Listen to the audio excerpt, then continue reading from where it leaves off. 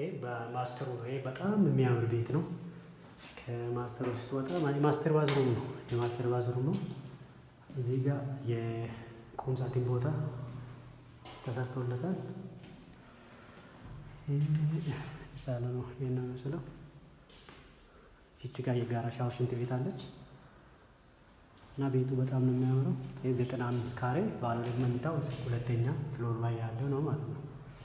የዋና በሩ እዚህ ጋር ነው እና ይሄን ነው። አመሰግናለሁ።